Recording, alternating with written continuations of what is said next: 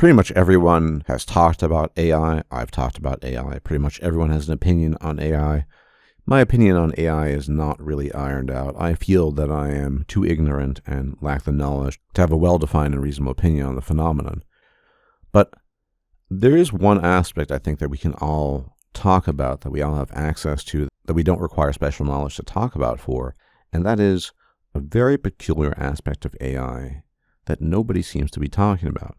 Another topic where nobody's talking about it, and that is the accessibility question. But before we go there, I want to enjoin you to think about another phenomenon. Think about how life was before the internet. I know many of you are quite young, but just as many of you can remember a life without the internet. And what was there? There was television and there was radio. Were television and radio in the hands of the common man, of the common folk? No. They were the province of wealthy elites, corporations, companies, and with that, they were able to influence the world at large. What you saw on the television is what you got. You couldn't really create your own television show. To a lesser extent, you might have been able to do that with radio, but probably not to the same degree. And so for most of the 20th century, you effectively had quote-unquote internet, but it was centralized. It was in the hands of other people. It was in the hands of people with power, influence, money, the corpos, so to speak. The thing that's been interesting about the internet is how, despite it still having a very centralized element, obviously corpos control YouTube, there's no question about that, it has become, for lack of a better word, democratized. I'm not a huge fan of the term democratized, but I do think it's suitable here. It's applicable. And so one of the reasons why we have this crazy information ecosystem these days is because the internet has become very decentralized in terms of the ability to produce content, the ability to communicate with people, and that's the result of democratization. Pretty much anyone who could get access to the internet, which isn't very expensive these days, could theoretically start up a YouTube channel and talk into a camera or a microphone, and then someone would watch it, even if it's only 2 or 3 people. Of course, that's no guarantee for success or wide-scale familiarity. But that's besides the point. The point is that for years, some version of the internet, radio and television, was ascendant. It was the only form of telecommunications that existed. And it was in the hands of very specific groups of people who did not care about the common man, the common weal. And everything seemed to shift once the internet became global, once the internet landed in the hands of common folk. And so it leads me to think that in all the furore of the debate around AI, with everyone taking one side or the other, AI will be the doom of us. It's the end of civilization. AI is a nothing burger.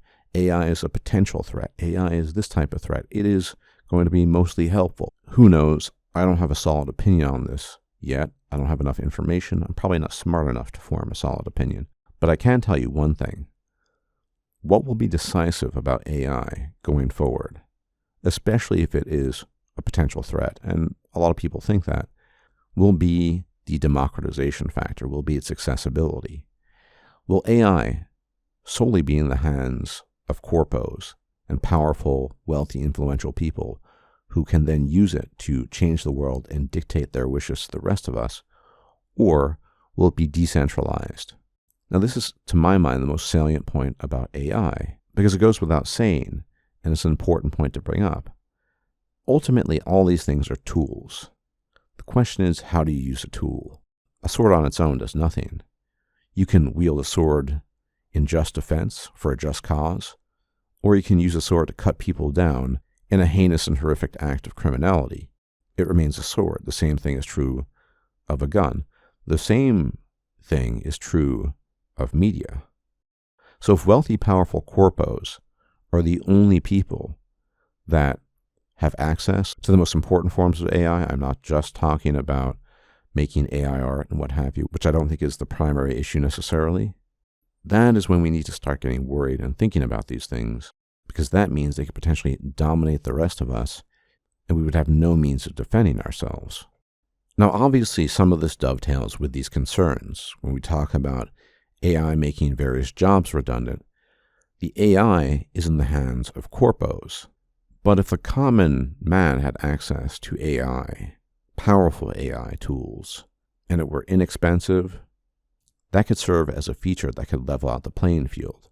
Think about something, for example, that a number of people have talked about, the notion of AI being so powerful at some point in time that you could make your own films from home. And they could potentially reach Hollywood levels of quality. Now, I don't know how true that is in its potential. I don't know if we could actually do that. But the notion of that is important. Because if Hollywood is the only one making films, then we are subject to their whims and wishes. We might like it, we might not. But that includes all the messaging, subliminal or otherwise, that comes from large-scale Hollywood productions. But if you're smart enough and you have the know-how, and all you need is a powerful AI at home to make amazing films, that changes a whole lot. The same is true of gaming. If you just need one or two people working with AI potentially one day to make amazing games, wrestling that away from the corpos and these horrible publishers like EA or Activision, Microsoft, Ubisoft, etc., is a powerful tool.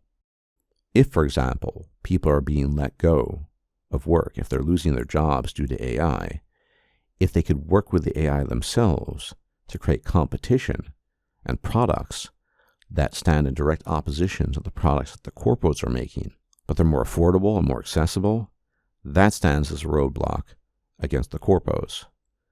So the way I look at it, ultimately, when you just boil this all down to the nuts and bolts, this is a standard question of who has control of this, who has the power, who has access to the tools and who doesn't. If corpos are the sole ones to have access to this, in a similar vein, I might add to my video about the gene editing stuff recently, then we're all screwed.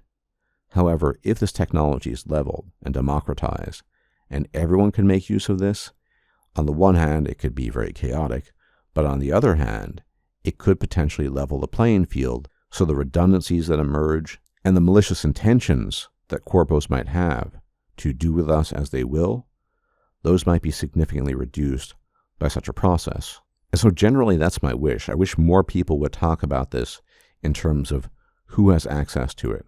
It's similar to the battle of proprietary software, right? There are a lot of people who think proprietary software is bad, and I'd be inclined to agree with them. You look at something like Windows, Office Suite, right? Because of my work and other things, I have to pay every year 100 euros to Microsoft to keep it going. Because Microsoft years ago, as many corporates have, decided to turn Microsoft Office Suite into an annual contribution as opposed to a one-time purchase. But there's competition with Microsoft, say Excel. You don't have to use Excel. A lot of people can avoid using Excel. I can't for a lot of things, but a lot of people can using other types of software that are not proprietary, and that serves a purpose. This, to my mind, as I've said, is the most salient factor. It has to be in the hands of everybody. If it's in the hands of everybody, the threat will be severely diminished and reduced. Not perfectly, but severely reduced. And I think if it happens that way, and it's democratized in the sense I've talked about, we'll all be a lot more grateful for that than if it's in the hands of a few corpos who are using it to heap abuse upon the rest of us. As always, thank you for tuning in. Many special thanks to my patrons on Patreon, my donors on PayPal. You guys are the best. You are the lifeblood of the channel. Without you, nothing could exist here. Thank you so much. As for everybody else, if you can leave a like, comment, share, and subscribe, maybe it helps out the channel, maybe it doesn't. Be much appreciated. If I'm still alive, I'll check you out next time. Until then, may the gods watch over you. Bye-bye for now. If you liked this video, please like, share, and subscribe. And if you enjoy my content, please consider making a donation or becoming a patron. Thanks for watching.